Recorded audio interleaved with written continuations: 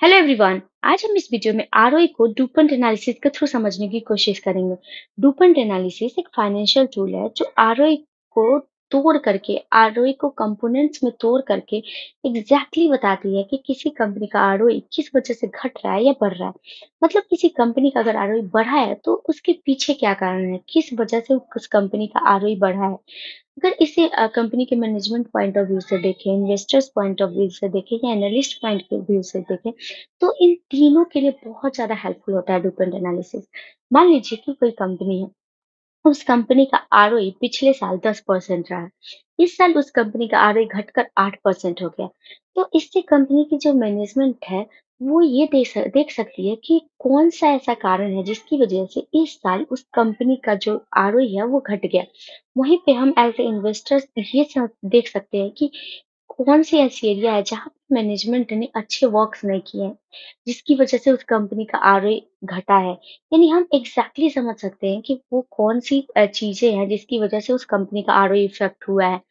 तो हमें as a investor, analyst या फिर जो कंपनी की मैनेजमेंट है, तीनों को हेल्प मिलता है आरओई को समझने के लिए, डुपंट एनालिसिस को समझने के बाद। तो चलिए शुरू करते हैं और सबसे पहले समझते हैं डुपंट एनालिसिस की हिस्ट्री को। डुपंट एनालिसिस को 1920s में एक केमिकल की कंपनी थी। उस समय की टॉप क्लास की केमिकल की कंपनीज़ थी जिसका नाम था डुपंट कॉर्पोरेशंस। इन्होंने डुपंट एनालिसिस को इंट्रोड्यूस किया। डुपंट एनालिसिस मेनली जो 3 चीज़ों में आरओई को ब्रेक करती है, वो है प्रॉफिटेबिलिटी, एफिशिएंसी और फाइनेंशियल लेवरेज। हमें आरओई कंपनी की प्रॉफिटेबिलिटी या उसका जो एफिशिएंसी है वो बताता है। इसलिए जो आरओई है उसको स्टार्टिंग पॉइंट लिया गया है डुपंट एनालिसिस के लिए। अब कंपनी की जो प्रॉफिटेबिलिटी है वो जनरली बताता है नेट प्रॉफिट मार्जिन। वहीं पे जो कंपनी की एफिशिएंसी है वो बताता है एसेट टर्नओवर रेशियो। कंपनी की आरओई फाइनेंशियल लेवरेज की वजह से भी बढ़ती है, यानी कंपनी लेवरेजेस लेके भी अपनी आरओई को बढ़ाती है। तो इस वजह से डुपंट एनालिसिस में आरओई को मेनली 3 कंपोनेंट्स में तोड़ा गया। पहला नेट प्रॉफिट मार्जिन, दूसरा एसेट टर्नओवर रेशियो और तीसरा लेवरेज। यानी आरओई हो गया, वो हो गया net profit margin into asset turnover ratio into leverage. तो इन 3 चीज़ों को हम डिटेल में समझ कर के आरओई किस वजह से घट रहा है या बढ़ रहा है, बहुत आसानी से समझ सकते हैं। पिछले वीडियोस में हमने इन तीनों को यानी नेट प्रॉफिट मार्जिन्स को, एसेट टर्नओवर रेशियो को और लेवरेज को बहुत ही डिटेल में डिस्कस किया था। तो सबसे पहले अगर आप उस वीडियो को देखकर उसके बाद इस वीडियो को देखते हैं, तो आपके लिए इसे समझना बहुत ज़्यादा आसान हो जाएगा। जैसे अगर एक एग्जांपल के थ्रू समझें, मान लीजिए 2 कंपनी है। एक कंपनी का नेट प्रॉफिट मार्जिन है 10%, तो दूसरी कंपनी है उसका नेट प्रॉफिट मार्जिन है 8%। इसका मतलब है जो कंपनी ए है, वो अपने हर 1 रुपए के सेल पे 10% का प्रॉफिट बना रही है, यानी वो अपने कॉस्ट को मैनेज कर पा रही है। वहीं पे जो कंपनी बी है, उस कंपनी का जो नेट प्रॉफिट मार्जिन है एज़ कम्पेयर टू कंपनी ए कम है। इसका मतलब है कि वो कंपनी अपने हर 1 रुपए पे 8% का प्रॉफिट बना रही है। यानी उस कंपनी को अपने कॉस्ट को मैनेज करने में कहीं न कहीं दिक्कत आ रही है। यानी उस कंपनी के मैनेजमेंट को अपने कॉस्ट को मैनेज करने की ज़रूरत है। तो इससे कंपनी ये समझ सकती है कि कहाँ पे इम्प्रूवमेंट की ज़रूरत है। वहीं अगर बात करें कि एसेट टर्नओवर रेशियो किसी कंपनी जो पहली कंपनी है कंपनी ए, उसका 2 है। वहीं पे asset turnover ratio company B का 1.5 है। इसका मतलब है जो कंपनी ए है, उसका जो एसेट्स है, जो भी उसके पास एसेट्स है, कंपनी उस एसेट्स का इस्तेमाल कर कर अच्छे प्रॉफिट जनरेट कर पा रही है। यानी कंपनी अपने हर 1 रुपए के एसेट्स पे 2 रुपए प्रॉफिट जनरेट कर रही है। वहीं पे कंपनी भी अपने हर 1 रुपए के एसेट्स पे सिर्फ 1.5 रुपए का प्रॉफिट जनरेट कर पा रही है। यानी कंपनी को देखने की ज़रूरत है कि वो अपने पूरे एसेट्स को अच्छे से इस्तेमाल नहीं कर पा रही है। तो कंपनी वहाँ पे इम्प्रूवमेंट करके अपनी आरओई को बढ़ा सकती है। वैसे अगर कंपनी ए है, उसका डेट बाय इक्विटी रेशियो 0.5 है, यानी उस पे लेवरेज है वो 0.5 है। वहीं कंपनी बी का जो डेट बाय इक्विटी रेशियो है वो 0.8 है। इसका मतलब है जो कंपनी ए है वो एक मॉडरेट लेवरेज पे अपने आरओई को अच्छा मैनेज कर पा रही है। यानी कंपनी ए के पास कम लेवरेज है, वहीं पे कंपनी बी के पास ज़्यादा लेवरेज है। तो इससे हम बहुत ही आसानी से समझ सकते हैं कि कोई भी कंपनी है, उसका जो आरओई है वो किस वजह से घट रहा है या बढ़ रहा है। यानी कंपनी अपने हर एक सेल पे प्रॉफिट अच्छा जनरेट कर रही है या फिर अपने एसेट्स का इस्तेमाल करके अच्छे प्रॉफिट जनरेट कर रही है, अपने कॉस्ट को मैनेज कर रही है या फिर कंपनी ज़्यादा लेवरेजेस लेके अपने आरओई को बढ़ा रही है। इन सारी चीज़ों को हम बहुत आसानी से समझ सकते हैं डुपोंट एनालिसिस को समझ के। इससे हम उस कंपनी के मैनेजमेंट को भी समझ सकते हैं कि क्या उस कंपनी का मैनेजमेंट कॉस्ट को मैनेज कर पा रहा है, अपनी जो प्राइसिंग है उसको ठीक कर पा रहा है, यानी जो भी प्रोडक्ट्स बना रहा है उसको कम दाम में बना पा रहा है या फिर अपने सप्लायर से नेगोशिएट करके उस प्रोडक्ट्स को कम दाम में ले पा रहा है। वहीं पे जो कंपनी है जो भी प्रोडक्ट बना रहा है अगर उसके प्राइसेस को बढ़ा करके भी बेचता है, उसके बावजूद भी कस्टमर्स उस प्रोडक्ट्स को लेने के लिए तैयार हैं, यानी वो उसके प्राइसिंग को भी कंट्रोल कर रहा है। इन सारी चीज़ों को हम डुपोंट एनालिसिस के थ्रू बहुत आसानी से समझ सकते हैं। इसलिए डुपोंट एनालिसिस बहुत ज़्यादा ज़रूरी हो जाता है आरओई को समझने के लिए। और आरओई अगर किसी कंपनी का हम समझते हैं तो उस कंपनी की प्रॉफिटेबिलिटी, एफिशिएंसी और साथ ही साथ हम उस कंपनी की लेवरेजेस को भी बहुत आसानी से समझ सकते हैं। अगर कंपनी के फाइनेंशियल लेवरेज को और डिटेल में समझना है तो हम आरओई को तोड़ते हैं आरओए इंटू फाइनेंशियल लेवरेज जिसका डिटेल में हम आगे बात करेंगे। बहुत सारे इन्वेस्टर्स ऐसे होते हैं जो सिर्फ नेट प्रॉफिट मार्जिन को कंसीडर करके आरओई को समझने की कोशिश करते हैं। यानी वो सिर्फ ये देखते हैं कि किसी कंपनी का जो नेट प्रॉफिट मार्जिन हाई है, इसका मतलब है कि उस कंपनी का जो आरओई होगा वो हाई होगा। लेकिन किसी एक फाइनेंशियल टूल को समझ करके हम किसी मतलब आरओई को अच्छे से नहीं समझ सकते हैं। जैसे अगर एग्जांपल के थ्रू समझें तो कोई रिटेल ग्रोसरी का शॉप है, उसका अगर हम देखें तो net profit margin generally low low होता है। लेकिन ऐसी कंपनीज़ का जो सेल वॉल्यूम होता है वो हाई होता है, एसेट टर्नओवर रेशियो हाई होता है। इस वजह से इस कंपनी का जो आरओई होता है वो हाई होता है। कंपनी के पास जो भी एसेट्स होते हैं, कंपनी उसका अच्छा इस्तेमाल करती है और उससे अच्छे प्रॉफिट जनरेट करती है। इस कंपनी का जो सेल वॉल्यूम होता है वो बहुत ज़्यादा होता है। इनके कॉस्ट जो प्राइसिंग होते हैं, जो कॉस्ट होते हैं प्रोडक्ट्स के वो कम होते हैं, जिससे इनके सेल वॉल्यूम हाई होते हैं, मार्केट शेयर ज़्यादा होता है। इस वजह से ये जो कंपनीज़ होती हैं, वो एसेट टर्नओवर रेशियो के थ्रू अच्छे प्रॉफिट जनरेट कर पाती हैं। यानी बहुत सारी ऐसी कैसे कंपनी है जैसे रिटेल ग्रोसरी की कंपनी है, रिटेल ज्वेलरीज़ की कंपनी है। ये सारी company net profit margin low होने के बावजूद इनका जो एसेट टर्नओवर रेशियो होता है वो हाई होता है। इस वजह से अच्छे प्रॉफिट जनरेट कर पाती हैं। जैसे बहुत सारी हिस्ट्री में भी कंपनीज़ रह चुकी हैं जिनका नेट प्रॉफिट मार्जिन लो रहा है, इसके बावजूद भी उन्होंने अपने एसेट्स का अच्छा इस्तेमाल करके अच्छे आरओई जनरेट किए हैं। जैसे अगर बात करें अमेज़न की, मैकडॉनल्ड की, ये ऐसी कंपनीज़ रही हैं जिनका नेट प्रॉफिट मार्जिन लो रहा है, इसके बावजूद भी इन्होंने अच्छे आरओई जनरेट किए हैं, क्योंकि इन कंपनियों ने अपने एसेट्स का अच्छा इस्तेमाल किया है। अपने सेल वॉल्यूम को बढ़ाया है। उनके जो प्राइसेस होते हैं कॉस्ट होते हैं प्रोडक्ट्स के वो कम होने की वज़ह से उनके जो सेल वॉल्यूम होते हैं बहुत हाई होते हैं, जिसके कारण उस कंपनी का ग्रोथ रेट हाई होता है और इन कंपनी का आरओई अच्छा होता है, आरओई हाई होता है। अगर वॉलमार्ट को देख लें, इनके भी जो भी प्रोडक्ट्स होते हैं, उनके कॉस्ट होते हैं, वो कम होते हैं, जिसके कारण इनके सेल वॉल्यूम बहुत हाई होते हैं।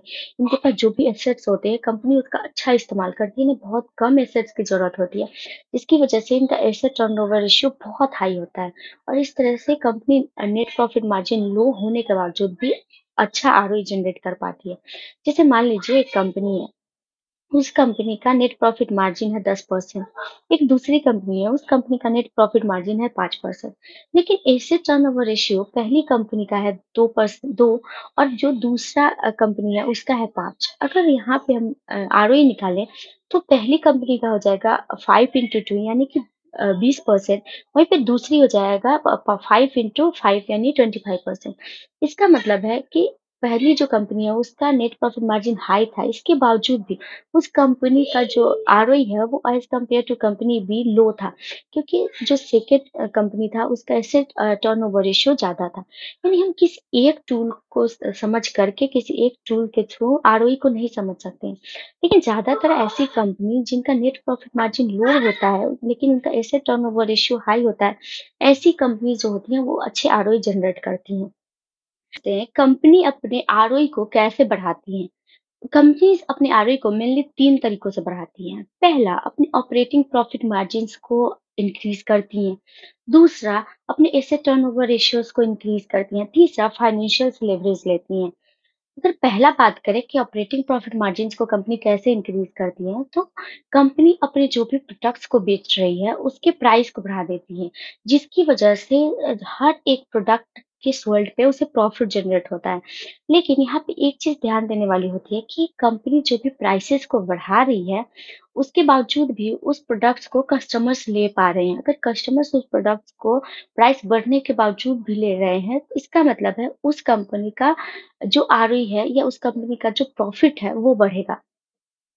उसी तरह से कंपनी जो होती है अपने कॉस्ट को मैनेज करती है। कंपनी अपने कॉस्ट को बहुत सारे तरीकों से मैनेज करती है।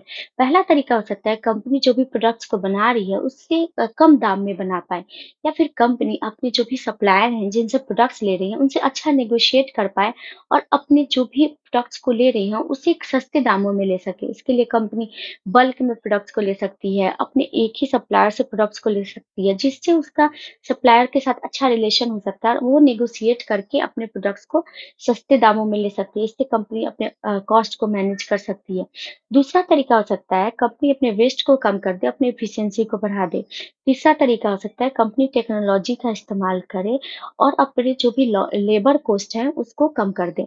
वैसे बहुत सारी कंपनीज़ ऐसी होती हैं जो अपने जो भी बहुत सारी चीज़ें होती हैं जिसे थर्ड पार्टी से कराती हैं। जैसे एक एग्ज़ाम्पल के थ्रू समझते हैं। एक मैन्युफैक्चरिंग की कंपनी है जो इलेक्ट्रॉनिक्स चीज़ें बनाती हैं। अगर वो कंपनी ये डिसाइड कर ले कि अपने जो भी आईटी सपोर्ट्स हैं, उसे किसी आईटी सपोर्ट प्रोवाइडर से उ मतलब हेल्प ले, उनसे हेल्प लेकर के और अपने जो भी आईटी की चीज़ें हैं, उस इलेक्ट्रॉनिक चीज़ों में, उनमें हेल्प ले सके। तो इससे क्या होगा कि उस कंपनी के बहुत सारे कॉस्ट मैनेज होंगे। जैसे अगर कंपनी अपनी ही कंपनी में उन सारी चीज़ों को मैनेज करेगी, तो इसके लिए कंपनी को एक अलग आईटी डिपार्टमेंट बनाना पड़ेगा, जिसके लिए ऑफ़िस खोलना पड़ेगा, एक टीम बनानी पड़ेगी और उन टीम को यानी उन वर्कर्स को पैसे के साथ-साथ मेडिकल फैसिलिटीज़ और जो भी फैसिलिटीज़ बाकी वर्कर्स को मिल रहे हैं, उन सबको देना पड़ेगा। जिससे कंपनी का जो कॉस्ट है, वो बहुत ज़्यादा जाएगा। लेकिन अगर कंपनी किसी आईटी सपोर्ट प्रोवाइडर से इन सारी चीज़ों को कराती है, तो कंपनी को जो खर्चे ऑफ़िस बनाने में, एक टीम बनाने में खर्च करना पड़ेगा, वो सारे खर्चे बचेंगे।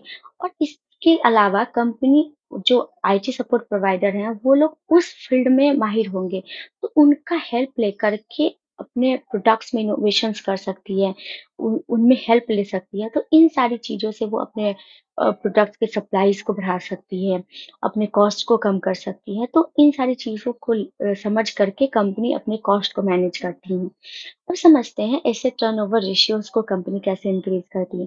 कंपनी के पास जो भी इक्विपमेंट होती है, कंपनी उसका अच्छे से इस्तेमाल करती है। इसके अलावा जो कंपनी होती है, वो अपनी मैन्युफैक्चरिंग की जो भी चीज़ें होती हैं, उसे आउटसोर्स करती है। यानी कि जो भी मैन्युफैक्चरिंग करने की चीज़ें होती हैं, जिसमें हेवी मशीन की ज़रूरत है, हेवी इक्विपमेंट की ज़रूरत है, उन सारी चीज़ों को वो थर्ड पार्टी से कराती है। हमने जो बिज़नेस मॉडल पार्ट 1 वीडियो किया था, उसमें हमने इसके बारे में डिटेल में डिस्कस किया था।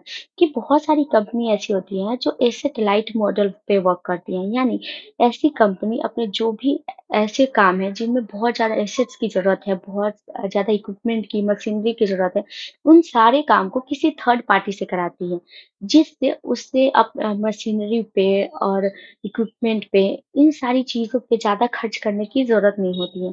और उस टाइम पे कंपनी उस प्रोडक्ट्स के इनोवेशंस में, उस प्रोडक्ट्स की क्वालिटीज़ पे, उस प्रोडक्ट की मार्केटिंग पे, इन सारी चीज़ों पे वर्क कर पाती है और अपने सेल वॉल्यूम को बढ़ाती है।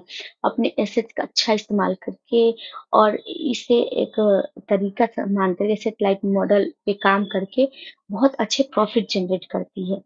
तीसरा तरीका होता है कि कंपनी जो होती है वो फाइनेंशियल लेवरेज लेती है यानी कि लोन लेती है और उसके थ्रू अपनी आरओई को जनरेट करती है। मतलब लोन लेकर के अपने बिज़नेस में इन्वेस्ट करती है और उससे आरओई को बढ़ाती है। लेकिन ये बहुत सारी जगहों पे रिस्की भी हो जाता है। जैसे कंपनी अगर बहुत ज़्यादा लेवरेज ले ले और उसके बाद उस पे इंटरेस्ट भी लगता है। जैसे अगर बात करें कोई साइक्लिकल बिज़नेस है या कोई इंफ्रास्ट्रक्चर बेस्ड बिज़नेस है जैसे जिसे बहुत ज़्यादा हेवी एसेट्स की ज़रूरत है। जो जैसे इंफ्रास्ट्रक्चर की जितनी भी कंपनीज़ हैं ये इनके सेक्टर्स हैं, अगर ऐसा कुछ है, तो इनमें अगर ये कंपनी बहुत ज़्यादा लोन ले लेती है और उसी समय पे मार्केट डाउनटर्न में होता है। यानी अगर मार्केट डाउनटर्न में होता है और ये कंपनी ज़्यादा लेवरेज ली होती है अपने ऑपरेटिंग प्रॉफिट मार्जिन्स को बढ़ाने के लिए, अपने आरओई को बढ़ाने के लिए, अगर मार्केट डाउनटर्न में होगा तो इनका जो सेल वॉल्यूम है वो घट जाएगा। इसके अलावा जो भी एक्सपेंसेस हैं, जितना इन्होंने रेवेन्यू इन्वेस्ट किया होगा, इनका रिटर्न ऑफ कैपिटल होता है वो घट जाता है, जिसकी वजह से इस कंपनी को बहुत सारे प्रॉब्लम्स को फेस करने पड़ते हैं। जैसे अगर एक एग्जांपल के थ्रू समझने की कोशिश करें, तो मान लीजिए कोई ऐसी कंपनी है जो इंफ्रास्ट्रक्चर्स पे वर्क कर रही है, जैसे बिल्डिंग्स बना रही हैं, रोड बना रही हैं। तो इन इन सारी ये सारी जो कंपनीज़ होती हैं, उनको बहुत ज़्यादा मतलब एसेट्स पे वर्क करना होता है। मान लीजिए कि ये कंपनी बहुत ज़्यादा लोन लेती है। यानी ऐसी कंपनी जो रोड्स बना रही है, बिल्डिंग्स बना रही है, वो बहुत ज़्यादा लोन ले लेती है। लेकिन उस टाइम पे जो मार्केट है वो डाउन टाउन में चला जाता है। तो जो भी गवर्नमेंट होगी उस समय पे इन पे ज़्यादा मतलब पैसे खर्च करना नहीं चाहेगी। यानी इंफ्रास्ट्रक्चर्स पे गवर्नमेंट ज़्यादा पैसे खर्च नहीं करना चाहेगी उस समय पे जब मार्केट डाउन टाउन में होगा। जिसकी वजह से ऐसी जो कंपनीज़ होती हैं उनको ज़्यादा प्रोजेक्ट्स नहीं मिलेंगे। वो बहुत अच्छे से अपने जो भी कैपिटल इन्वेस्ट किए हैं, उनसे प्रॉफ़िट जनरेट नहीं कर पाएँगे, उनके सेल वॉल्यूम घट जाएगा, रिटर्न ऑन कैपिटल घट जाएगा, जिसकी वजह से जो कंपनी है, उनको बहुत ज़्यादा मतलब चैलेंजेस फेस करने पड़ सकते हैं। जो भी उनके वर्कर्स हैं, उनको जो भी पैसे हैं, उन्हें पे करने में प्रॉब्लम हो सकता है, उनके कैश फ्लो कम हो सकते हैं, सेल वॉल्यूम कम हो सकता है, जिसकी वजह से कंपनी बहुत सारे फाइनेंशियल चीज़ें फेस कर सकती है। और कंपनी को लोन के इंटरेस्ट पे करने पे, टाइम पे लोन के जो इंटरेस्ट है उसको पे करने में दिक्कत आ सकता है।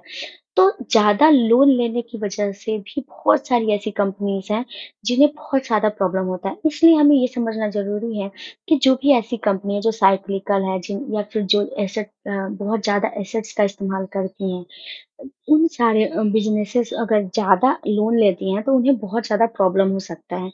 तो अगर हम डुपोंट एनालिसिस को समझें, तो डुपोंट एनालिसिस के थ्रू हम ये भी समझ सकते हैं कि जो कंपनी है, वो एक्चुअली किस वजह से अपने अगर जो कंपनी है उसकी आरओई को बढ़ा पाई है। यानी कंपनी क्या अपने ऑपरेटिंग प्रॉफिट मार्जिन्स को बढ़ा करके आरओई को बढ़ा रही है, अपने एसेट्स का सही इस्तेमाल करके आरओई को बढ़ा रही है, या फिर कंपनी बहुत ज़्यादा लोन लेकर के, बहुत ज़्यादा लिवरेजेस लेकर के अपनी आरओई को बढ़ा रही है, जिससे हमें एज़ अ इन्वेस्टर्स बहुत हेल्प मिल सकता है उस कंपनी में इन्वेस्ट करने के लिए। मान लीजिए किसी कंपनी का जो ऑपरेटिंग प्रॉफिट मार्जिन यानी या फिर नेट प्रॉफिट मार्जिन की बात करें, वो हाई है। इसका मतलब है कि वो कंपनी या उस कंपनी का जो मैनेजमेंट है, वो अपने कॉस्ट को मैनेज कर पा रहा है या फिर अपने जो प्राइस है, प्रोडक्ट्स के प्राइस है, उसे कंट्रोल कर पा रहा है। इस वजह से वो किस कंपनी का नेट प्रॉफिट मार्जिन हाई है। तो इससे हम ये समझ सकते हैं कि ये कंपनी एक अच्छे मतलब एक अपने कॉस्ट को मैनेज कर पाई। इसका जो टीम है या फिर इसकी जो मैनेजमेंट टीम है, वो बहुत ज़्यादा स्ट्रॉन्ग है।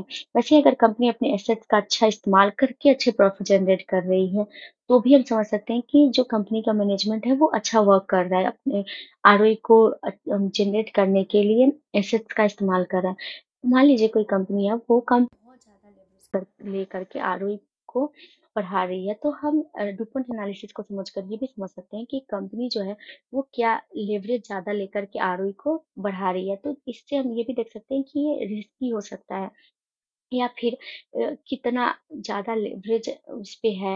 इन सारी चीज़ों को हम डुपोंट एनालिसिस को समझ कर के समझ सकते हैं।